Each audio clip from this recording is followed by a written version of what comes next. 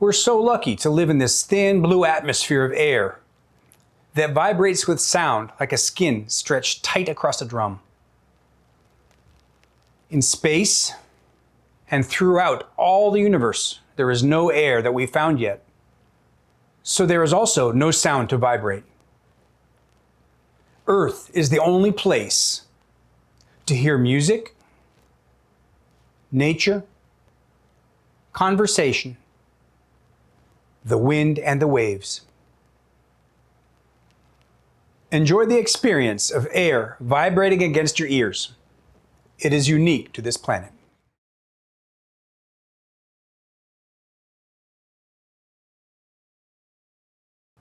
Sometimes you just don't want to hear reverb at all, like a camera microphone that's too far back from the subject, or amplified music in a reverberant room. Ouch. Or how about loud talking in a crowded restaurant? These are all types of undesirable reverb. It's the reason we put all this padding and foam in our recording studios and our vocal booths, to cut down on that reflective reverb that hurts your ears, or makes it just sound boomy and cacophonous. Well, I'd like to clear up some misconceptions and questions that I get a lot about reverb, what it is, why we use it, where does it come from? First, we had reverb in nature, then in machines, and later computers. It's a series of reflections that tell your brain a little bit about the size of the environment that you're in. You can shut your eyes right now and tell that I'm in a medium-sized room. I'm not in a cathedral or a church. I'm also not underwater or in a cave or inside of a small automobile. When you open your eyes, you'll confirm this visually, that I am indeed inside a medium-sized recording studio. The sound of my voice traveling to you is bouncing off the walls and the ceiling and also the floor to give your brain some information about the size and shape and dimension of the room. That's why bats are so good at telling where they are even in the dark. They don't see very well, but they can chirp and squeak and send off basic bat radar that lets them know where they are in their environment and also where their prey is. They can sense moving objects at night without being able to see it. So think of it like radar. When you're putting off a sound, it's going to be bouncing off of things and getting back to your ear. That's letting you know where you are. Everybody's first experience with reverb is probably going to be in the bathroom. We've all walked into a bathroom and started singing or whistling and thinking how great it sounds. Those reverberations in that bathroom make my voice sound good, even though I'm not a very good singer. That's because the sound of our voice reflecting off the tiles in the bathroom sound pleasant to our ear. You're hearing echo. You're hearing your voice back to you, basically an instant playback, which is not something that most of our are used to until we've put ourselves on a microphone and then played it back from the tape. That can be a very illuminating experience. So basically you're hearing yourself for the first time. We're used to hearing ourselves right in this area, right in front of our nose. That's the sound that's coming right out of your mouth, going right into your ears, maybe a little bit of reflection in the room. But a larger room, you're able to hear a little bit more of you slapping back into your ears. Have you ever walked through a forest and heard the sound of your conversation with another person? The tree trunks and the leaves, and even the leaves on the ground, are absorbing the sound of your voice and not reflecting anything back to you. There's no reflective surfaces around to tell you where you are. So it's very quiet and very intimate, kind of peaceful. Sort of like walking out on a snowy day in winter. There's no reflective sounds. The snow is absorbing all the sound of your voice and your conversation. So nothing's coming back to you in a reverb or an echo. If you keep on walking, you might walk into a big canyon where that's going to open up and you're starting to hear a little bit more of the echo or reverb from the canyon walls.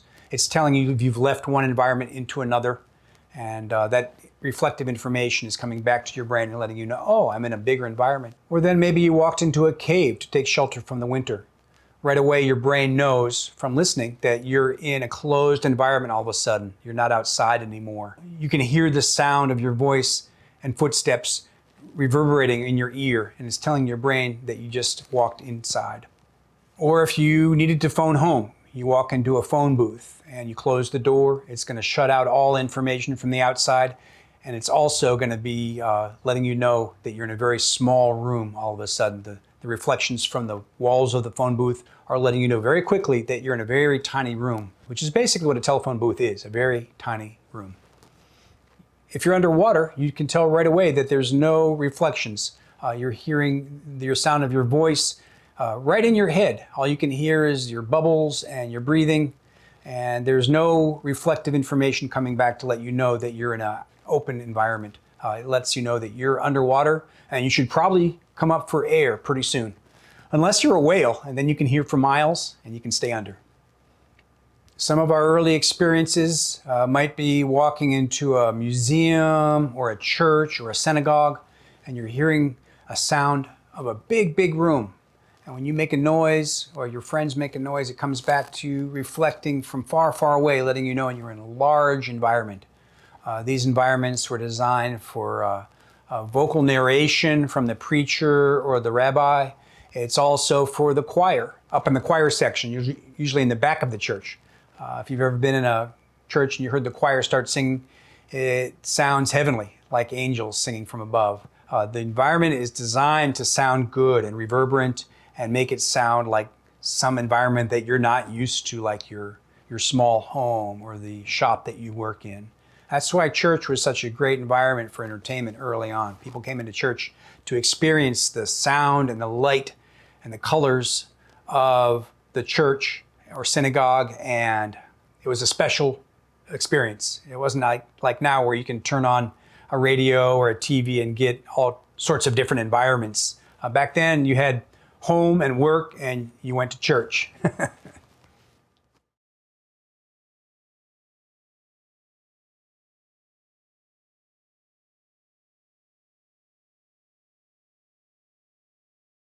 Why do we use reverb? Well, when we're recording in a recording studio, we like to record things without much reverb. We put the microphone very close to the singer or to the amplifier or to the instrument in a way that it's getting very little of the sound of the room that the performance is in. Also, you're going to be in a room that has padding on the walls, sound diffusion, absorption, so that you're not hearing too much reflection from those walls. The idea is to get a very dry sounding source without much reverb of any kind, so you can't tell that it's in a small room or a hall or anything like that. The idea being that you're going to add those sounds later when you mix it down with your electronic reverbs. You can add a chamber or a hall or a plate or an echo after the recording when you're mixing down, and you can change it. If you don't like one reverb, you can switch it to another until you find one that's just right for that particular performance. When you're mixing, you're sitting typically between two speakers if you're mixing in stereo. If you're mixing in surround sound, you'll have several more speakers back behind you.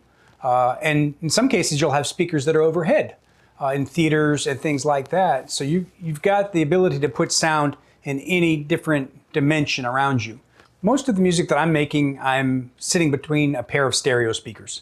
And when I'm balancing or panning the material, I can manipulate the sound source between those two speakers from all the way to my left, all the way to my right, or somewhere in between, or center. So you're basically mixing in a two-dimensional environment. It's a very flat 2D environment. To give my mixes depth, I need to add reverb. 2 dimensions is not enough. I want to give it a third dimension with reverb. When I reach for my reverb sand, it's putting that sound into a reverb that's going to allow me to add depth and dimension to that sound. It's going to sound like it's in a room different from the room that it was actually recorded in, much like you'd find if you were out in nature or in your bathroom or at church. By turning that reverb sand more and more, I'm letting that signal go farther and farther away, back into the room to make it sound much, much bigger and farther away than the microphone, which is probably very close. Even something as small as a coffee can, I can use a convolution reverb to make it sound like it's in a room smaller than the room that it was actually recorded in. And we'll talk a little bit more about that later.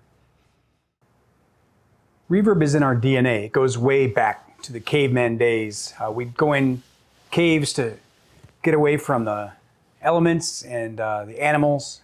What we realized when we were in there, especially at night, the sound of the echo in the cave, that was a great place to sing. So we started singing, probably beating on things like percussion, and we enjoyed the sound of the ambience. We enjoyed that sound of reverb. We had art, we had paintings on the walls, we had pictures of animals and hunt scenes. It was really nice to get out of the real world into a cave. There were certainly fires in the cave to illuminate and warm the cave at night, and that would produce a nice shimmering effect of light on the cave walls and on the paintings.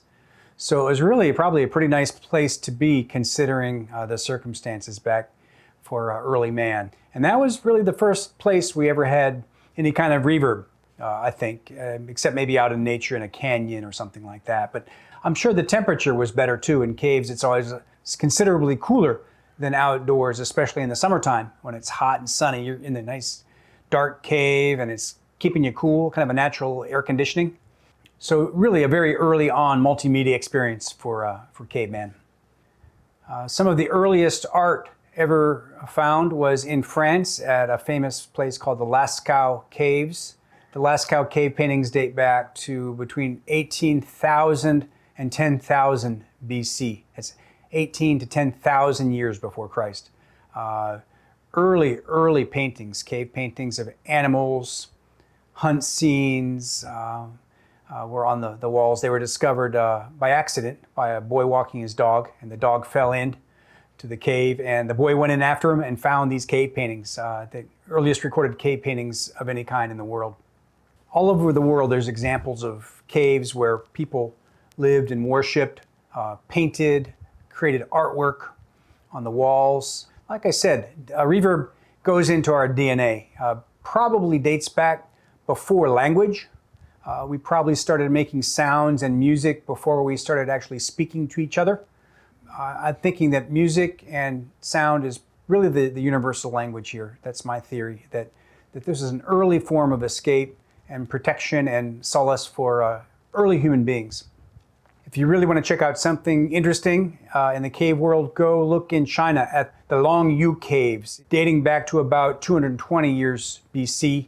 There's a whole bunch of underground caves. They're huge. A lot of them have been flooded with water. In modern day, the Chinese have gone in, they've excavated these caves, they've drained out all the water, and they've started reopening them up as tourist attractions. And they're fantastic. You walk down into them and you can tell that they're not natural caves. They've been carved out by the Chinese, early Chinese. They went in there and they chiseled these beautiful sculptures into the walls, and they've etched the walls all down. It's just a beautiful sight. Again, discovered by accident. A Chinese man found a really big fish in one of the flooded caves, and they started looking down there to see where all these fish were coming from. And as they looked down in there into the caves, swimming around, they started finding these statues and evidence that these caves had been chiseled out. The Barabar caves in 260 BC in India, famous caves noted for their acoustical qualities. They went in and sanded down the walls of these carved out caves to a very fine finish. It was reflective, you could see yourself in it. You could also get a great reflective reverb off the walls of these caves. They were really some of the first caves designed for acoustics. And it's amazing long reverb tail that if they went in there to sing or worship, it really had an impact on the listener, and probably something very godly sounding coming in those caves. You can really check this out in a movie called A Passage to India, one of my favorite movies if you want to see firsthand how these caves look and sound. It's a great movie. Check it out. A Passage to India.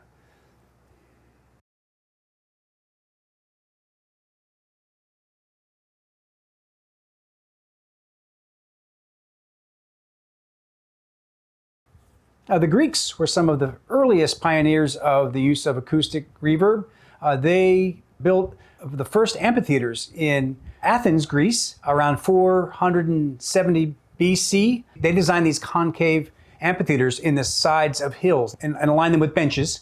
And then they had a stage at the front, and the actors or the singers or the chorus could perform, and their voices would carry up through the amphitheater all the way to the back seat. Everyone was guaranteed a good listening point. Another early amphitheater is in Pompeii, Italy.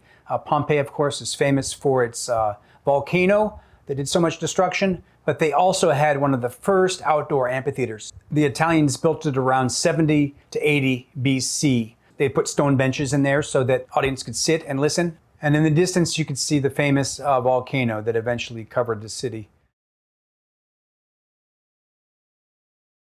Another famous amphitheater is in a town called Caesarea in Israel. It dates back to about 31 BC. The Romans had conquered all the Middle East, and they wanted all the creature comforts of home. So in addition to their Roman baths and colosseums, they had a Roman amphitheater in Caesarea. It was exactly like the ones they had back in Athens. The acoustics were the same, the reverb was the same, and they were able to enjoy the same kind of performances they were used to back in old Italy. I believe it's still open. There's still music concerts there in Israel. You can go and enjoy a performance under the Israeli stars. You also have early records of Jesus Christ giving his Sermon on the Mount in Israel at the Sea of Galilee in 28 AD. He was 28 years old, and he started giving sermons on the side of a hill. He found a spot where the acoustics were good. When more and more of his followers started showing up to listen, his voice would carry down the hillside. So he was an early pioneer of using natural acoustics and to his advantage. It grew and grew. More and more people started showing up from all over the land to listen to his words of wisdom.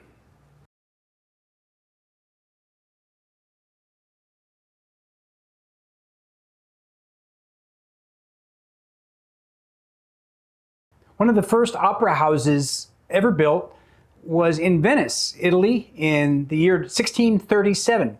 They built the famous and beautiful Teatro San Cassiano, and it allowed the audience to come indoors out of the sun and the heat and the wind, and also come in at night and enjoy a beautiful indoor opera experience. The huge advantage of the indoor opera was that the sound of the stage was reflected by the roof of the building. It reflected the sound of the performance back down into the audience, which is a big advantage over outdoor amphitheaters where the sound would just dissipate out into the sky. They had all kinds of beautiful seats and curtains. It was a real treat after sitting out in amphitheaters to go indoors, and it was certainly cooler. It's still open today. You can still go see an Italian opera. It's definitely on my top list of things to do, is go to Venice and check out an opera at the world's first indoor opera house. Pass the tiramisu, please.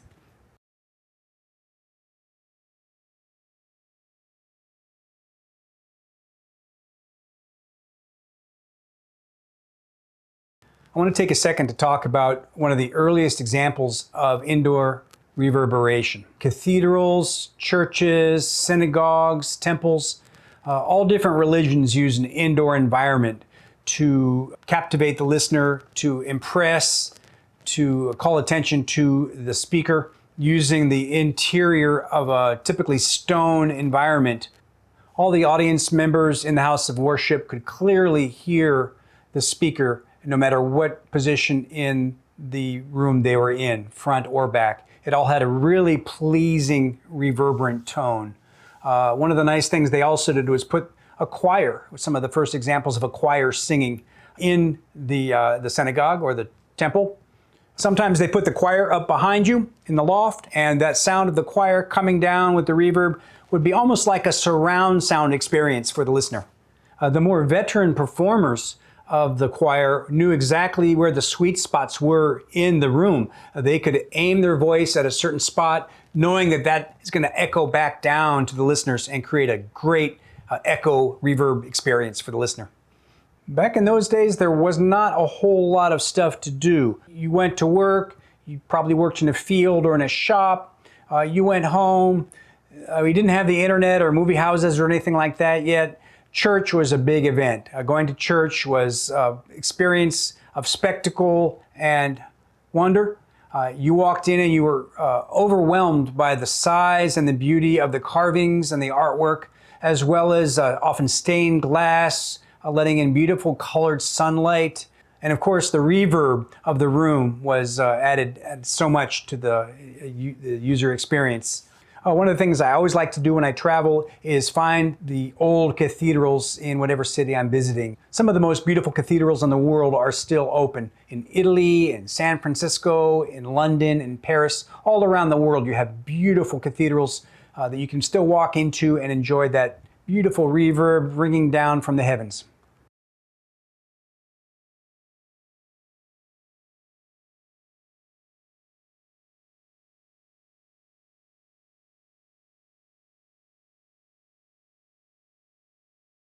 '18th century London, England, we saw the first examples of music halls.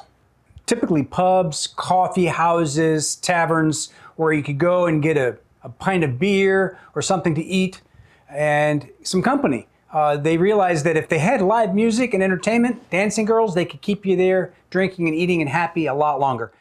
The weather in London is typically not very nice, especially in the wintertime, so having a nice cozy place where you could go and enjoy some dinner and a show would be very nice. Some of the early music halls were a little bit sketchy. It wasn't the kind of place that you wanted to take the wife.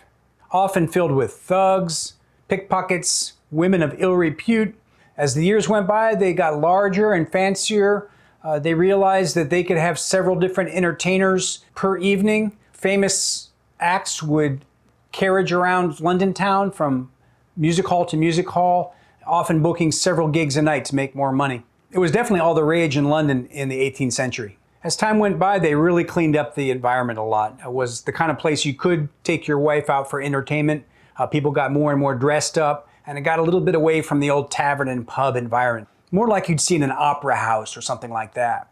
The acoustics got better and better. They started designing the walls to be curved and the ceiling as well to reflect the sound from the stage, again, back down onto the audience for a great listening experience.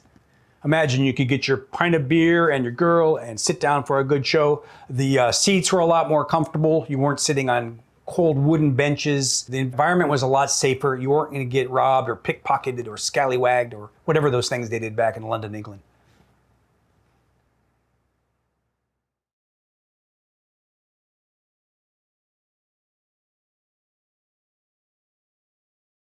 Early recording techniques involved a very simple setup. Usually you had one or two tracks to record on, and the engineer had a microphone very close to the singer. To get any kind of a sound that wasn't dry and direct, the singer literally had to back off the microphone. He or she would have to distance themselves to create a little bit of depth or dimension to the sound. Otherwise, everything was going to be close mic'd. So what musicians would typically do is stand back from the mic, and when it became their time to do a solo, they would step up to the mic. So the band was literally doing this little dance back and forth with the one microphone. If you wanted to sound more distance, you backed off in the room. If you're the lead performer, you came up close to the microphone. They started using some distant miking techniques back in the late 1940s and early 1950s, where they would place a second microphone back away from the main microphone, and you could capture some of the sound of the room that way. They could bring up that second microphone and hear some of the natural reverberation of the room that they were recording in. The problem was that you were pretty much stuck with this one sound. Whatever the sound of the studio that you were recording in, that was the sound of the record. The studios sounded great. I mean, you could really get they really were working on the design and acoustics of the room, but they couldn't really alter the sound of the room once it had been recorded. There was no outboard gear like I have behind me where you could just reach and turn a knob and add an effect or an echo to a voice. The sound of the studio that you were recording in was the sound that you had on your record. The very first guy to want to change this was our hero, Bill Putnam.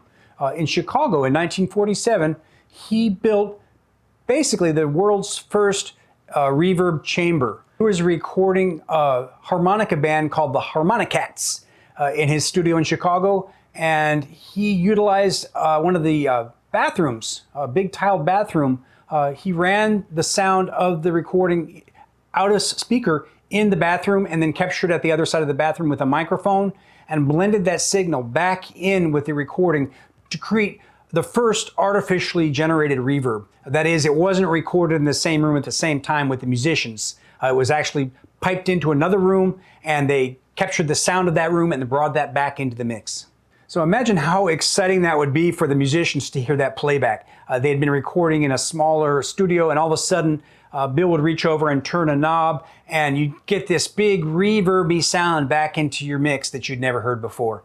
I'll bet those guys were pretty jazzed about that. Bill Putnam really opened the floodgates there for future engineers when he did that. It was probably just a little experiment he did that day to try to make things more interesting, but he really opened a floodgate to the possibilities of multi-track recording. No longer were you stuck with the sound that you recorded in the studio. You could add the dimensions of another room entirely to your mix. It could be down the hall, it could be in a different part of the building, but as long as you could get a speaker and a microphone in that room, you could use the sound. Bill Putnam went on to design and install reverb chambers in his studio in Chicago. Then he moved out to LA. He wanted to continue that reverb chamber process. So he continued to build reverb chambers in his Los Angeles recording studio. Typically what they would do in a reverb chamber is have a speaker at one end of a big empty room, and at the other end of the room you'd have a microphone or a pair of microphones. And then they would pump the sound from the recording into the speaker at one end of the room. It would go through the room and be picked up by the microphone at the other side, capturing the sound of this large empty reverb room. That would be blended back in with the recording. Those were some of the earliest examples of reverb where you didn't have to have the musicians in the same room to capture the sound of that room.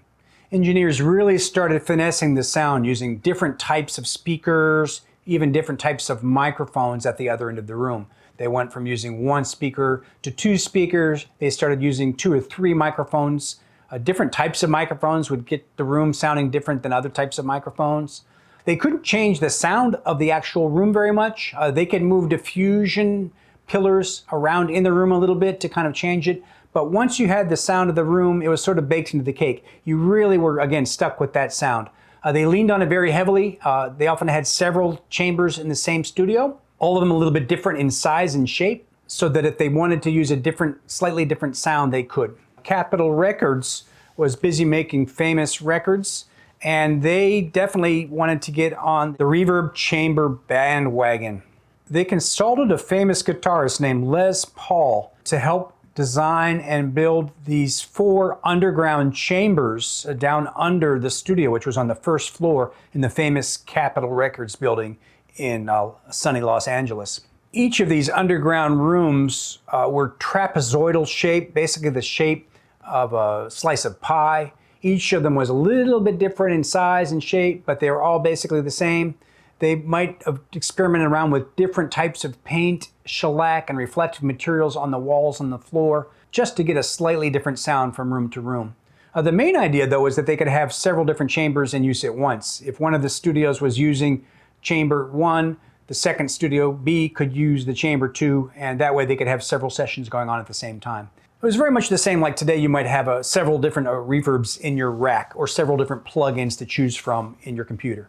If they wanted to change the sound of the reverb, they had to send a technician down to the underground chamber. He might crawl up a little ladder and into a trapdoor and reposition the microphones closer or farther from the speaker. If they wanted less or more reverb, that's the only way they could adjust that decay. They might even switch out to a different pair of microphones. That was another way they could slightly alter the sound of the reverb chamber.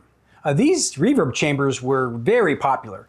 Nat King Cole was using them for his sound. Frank Sinatra and his orchestra loved them. So Capitol Records decided to build 4 more. 4 was not enough, they wanted 8. So they literally dug up the parking lot and put in 4 more underground reverb chambers that they could access from the studios in Capitol. I think they're all available today. If you book a session at Capitol Recording Studios, they still have access to those original reverb chambers that are underground. Of course, nowadays you can buy a convenient plug-in to enjoy the sound of those famous reverb chambers at Capitol Records right in your own recording studio at home. Across town, Sunset Studios built their own famous reverb chambers. Groups like the Rolling Stones, Jim Morrison and the Doors, Joni Mitchell, they love the sound of these reverbs on their recordings. Let's jump over the pond to the famous Abbey Road Studios in London. Abbey Road built their own reverb chambers in their studios, famously used by the Beatles in Sgt. Pepper's recording. One of the best examples of it is when John's singing the bridge on the song A Day in the Life on the Sgt. Pepper's recording. His voice just takes on this haunting, ethereal quality that I just love to date. That's the sound of the tiled reverb chamber in Abbey Road's Studio 2. In this room, they had these large pipe-like columns, 7 or 8 feet tall. They could move these huge columns around in the room to try to diffuse the sound of the reverb and have some control over the reflections. They would put microphones in different positions behind the columns or in front of the columns, either facing the column or facing the back wall, all kinds of different angles to try to get some control over the sound of this reverb. But they were really pretty much stuck with the sound of the reverb chamber. They couldn't alter it very much. They could switch out the microphones, they could move the pillars around, but the room was the room. I'm sure that the Beatles at some point snuck away, probably into one of the reverb chambers to try to get away from George Martin. They like to experiment a little bit with their drugs, so maybe that was one of the different rooms they went into. If you can imagine the Beatles hanging out in a reverb chamber, maybe having a little puff, and getting away from George Martin's kind of meticulous recording process. George Martin was not a big fan of those guys taking their breaks, but you know, what is he going to do? It's the Beatles. Boys will be boys. Phil Spector made the Gold Star Studios in Hollywood, California, famous for his wall of sound. It really worked for him because at that time, most of the music was coming out on little small AM radio speakers. This added a huge dimension and tonality to these small speakers with the use of reverb. It still sounds great today. I love Phil Spector's recordings, especially what he did with the vocals, the strings, the drums. He just loved that reverb chamber. A little further back east, we had the Motown sound outside of Detroit. This guy, Berry Gordy, converted a house into a recording studio. They had an upstairs attic that was not being used. They were using it for storage. They cleared it out, shellacked all the walls and the ceiling to create a very highly reflective surface. And then they put a speaker up there and a microphone at the other end, and they created their own attic reverb chamber. It was not as big and fancy as the studios in LA or in London, but they did have it. They used it very famously on their recordings, on some of their hand claps and stomps, some of their snare drum sounds and bongos. They would pump up into that attic chamber and capture the sound of that reverberant room to their advantage. Detroit was not known for music until Motown. It was a place where automobiles were built.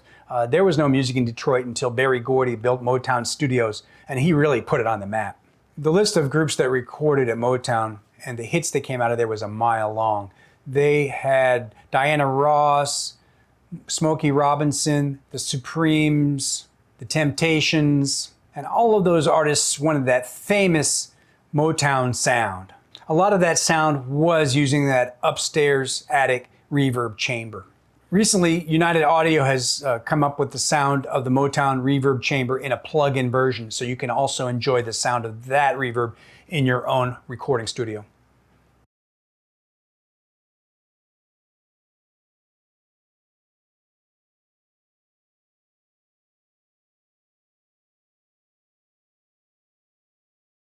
Spring reverbers were invented by Bell Labs.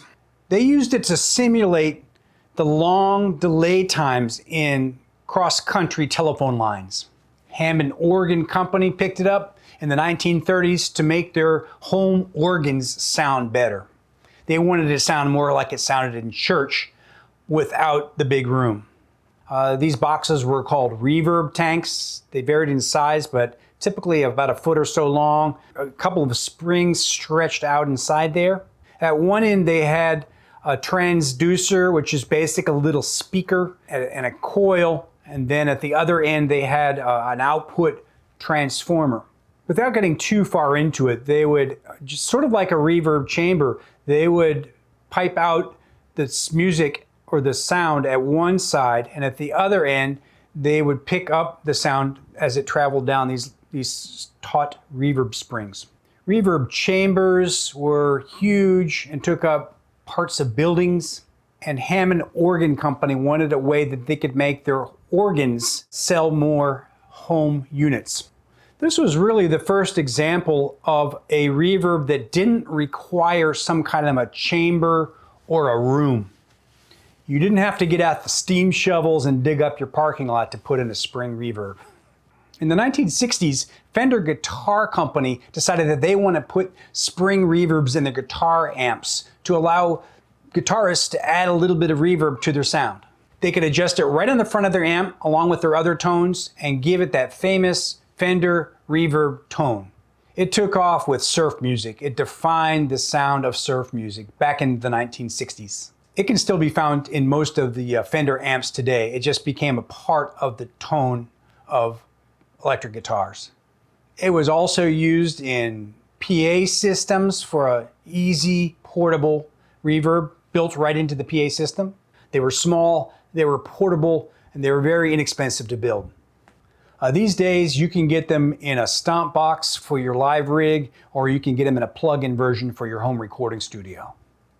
The greatest thing about spring reverbs is you can slap the unit and get a sound of cacophony. It'll scare all of the stray cats right out of the building.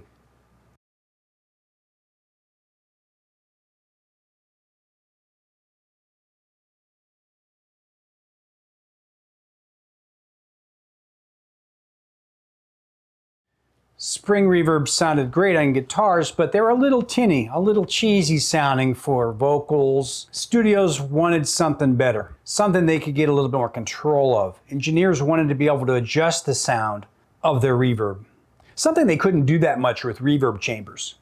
In 1957, a German company named EMT invented the world's first plate reverb. It was called the EMT 140. It was huge, but not as big as a reverb chamber. These things were still pretty heavy. It would take a team of 4 guys to move the crates in and out of the building. They were huge. They weighed about 500 or 600 pounds each. It consisted of a thin metal plate which was strung up on a metal frame. It was freely suspended by springs at the 4 corners. The plate was enclosed in a huge wooden box to isolate the sound. Sound came through a transducer attached to the center of the plate. The reverberations cascaded out from the center of the plate to the edges, where it was picked up by 1 or 2 pickups. I think the original just had 1, and then later on they added a second pickup to kind of create this pseudo stereo effect.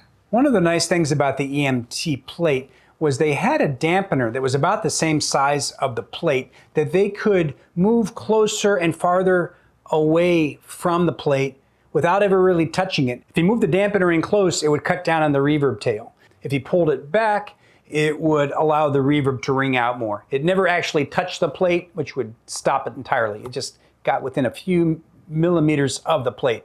It was controlled by a servo motor, which was attached to the outside of the box, and the engineer could adjust the distance of the dampener from the plate. Later on, EMT added an electric remote control so the engineer could sit in the comfort of his studio and adjust the distance of the dampener from the plate, so he would never actually have to leave the room. He could adjust the sound as he was sitting in front of the speakers. Pretty genius. Again, this allowed the engineer a lot more control of the sound of the reverb. He wasn't stuck with just one room tone or even one plate size. Typically, studios would purchase more than 1 plate. They might have 2 or 3 or even 4 plates in their arsenal so that artists had a choice of the types of reverb tones they could add. It was sort of like having 4 underground reverb chambers, but all in a back room or a closet.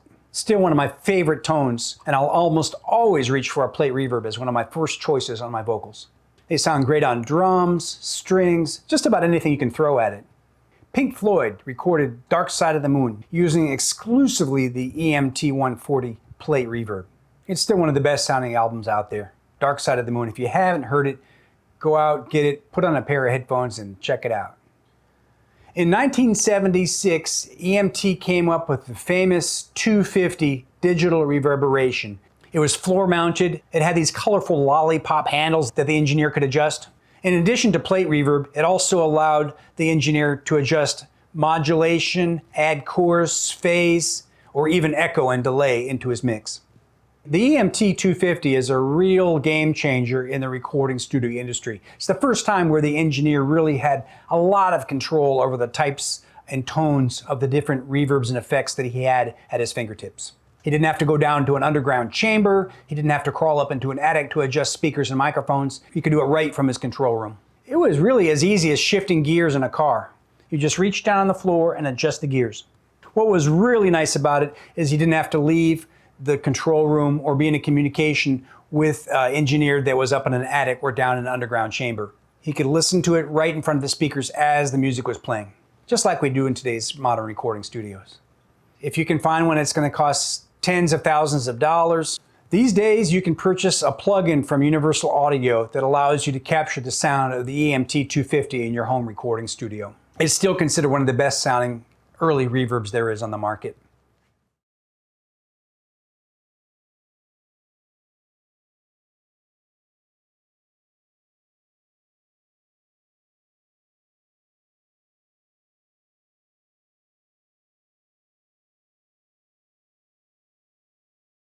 In 1971, a company called Lexicon was founded. In 1978, they came up with the Lexicon 224. Typically sitting on top of the console was the white control unit to remotely operate the heavy multi-reverb effects that sat in a closet or under the console. The Lexicon 224 was made super famous by composer Vangelis in his Blade Runner soundtracks as well as his soundtrack for Chariots of Fire. Back in 1985 and then again in 1998, we saw the Lexicon PCM 70 and the PCM 80 start to arrive in recording studios around the world. It seemed like every studio had a PCM 70 or a PCM 80. Vocals, drums, horns, strings, really one of the best sounding reverbs there was to date. If you were a serious studio, you had to have a Lexicon PCM 70. In the 1980s, a company called Morley came up with some of the first Stomp boxes for guitar players like you see today. Another company, Boss, really revolutionized the Stomp box market starting in around 1987 with a plethora of available effects and Stomp boxes for guitarists. All of a sudden, you weren't confined to the sounds of your amp when you went on stage. You could collect Stomp boxes and have them in a little rack at your feet and choose whatever you wanted. Chorus, echo, delay, overdrive, all available to you. And the boxes were not that expensive. Usually for about $100 or so, you could get one to add to your collection. Guitarists loved them. They came in all kinds of cool colors and sizes and shapes and all kinds of great names. The trick was they all needed batteries, so you had to have a whole bunch of batteries on hand to change out during your break. In 1985, Yamaha got into the market with the famous SPX 90 multi-effects unit. And then again in 1993, they came up with the XPX 990. I'll still see those in recording studios today. They were made very well and they sounded great. I don't think any conversation about reverbs would be complete without mentioning the H-3000 from Eventide. Not really a reverb device, but it was a great harmonizer. If you were so lucky as to have an expensive Eventide H-3000 in your studio rack, you could definitely claim bragging rights. Eventide is still in the business making the harmonizer today. I think they're up to about the H-9000 now. They're very expensive. There's some fantastic plug-in options available to you at a fraction of the cost. What's really nice in modern recording is that now your devices can utilize surround sound recording techniques to wrap the reverb around to the back of the room or even overhead. 1980 England, a gentleman named Mark Crabtree, who is the founder from AMS Neve, invented a product called the RMX-16. It was a non-linear reverb, the first of its kind. Mark bent the shape of a room. No longer were you confined to the size and shape of a specific room. Algorithmically, you could create your own rooms, any size or shape. The RMX was dominating the 1980s airwaves with groups like Peter Gabriel, Phil Collins, even Prince. In a famous recording session with Phil Collins, the engineer had rigged up a talkback mic from the studio to communicate with the musicians. The talkback mic from the studio had a built-in noise gate to keep the sound down when it wasn't in use. Phil Collins heard the sound of this on his drum kit and asked the engineer to replicate that in the next day's session. they tracked the song In the Air Tonight with the famous Phil Collins gated drum sound fill. I think we all know it.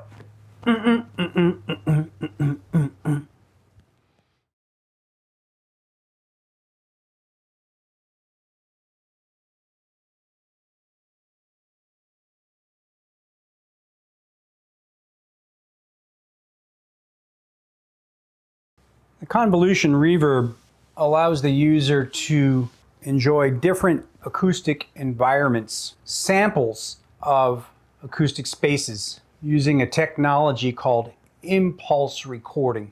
Basically, you're taking a sample of a room or a space. You can go anywhere in the world and sample an acoustic space to use back in your home recording studio.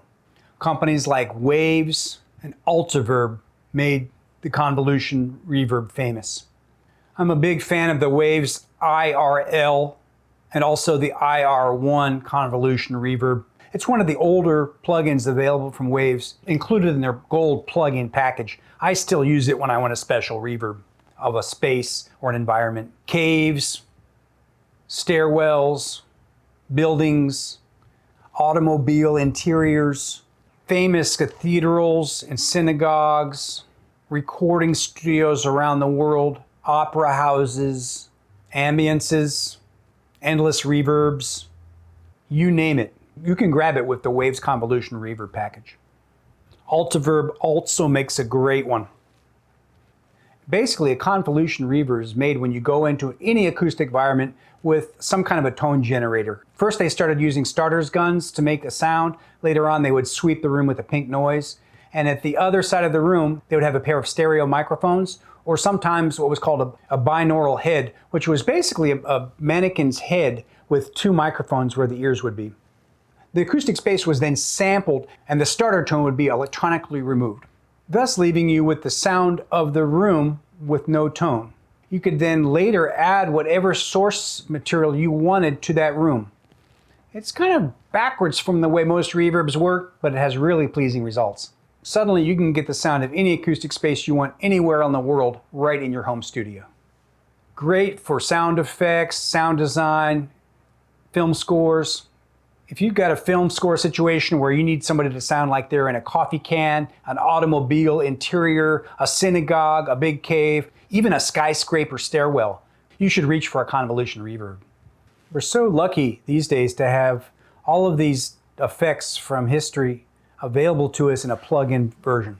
You used to have to go out and spend a lot of money to put together a rack of gear with all the different effects sounds you wanted.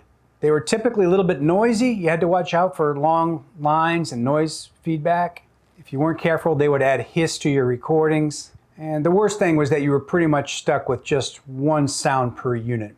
These days, if you buy a plugin, you can instantiate multiple versions of that plugin across all the different tracks of your DAW. It's one of my favorite things about plugins.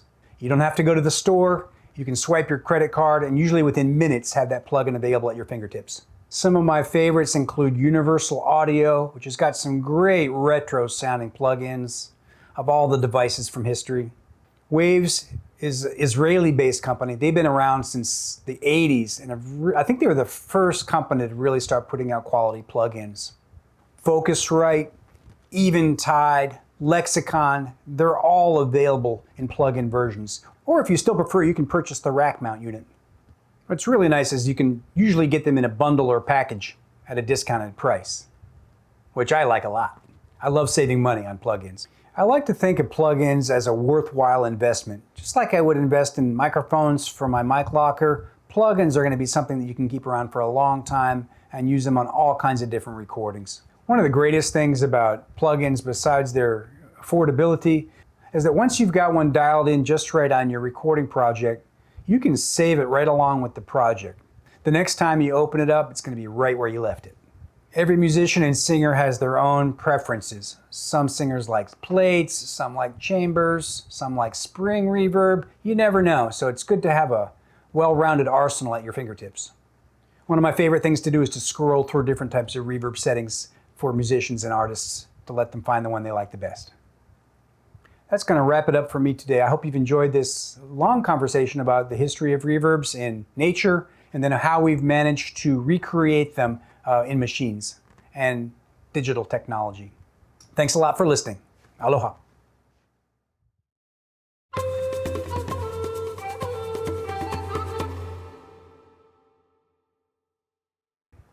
Another famous outdoor movie theater. That would be a great date. I wonder if they sell tiramisu in the... No, that would be a great date. I wonder if they sell tiramisu in the lobby. Can I get a Can I get a... Can I get a gas? Can I get a glass of Chianti? Can I get a... Can I get a glass of Chianti in the lobby? That would be a nice date.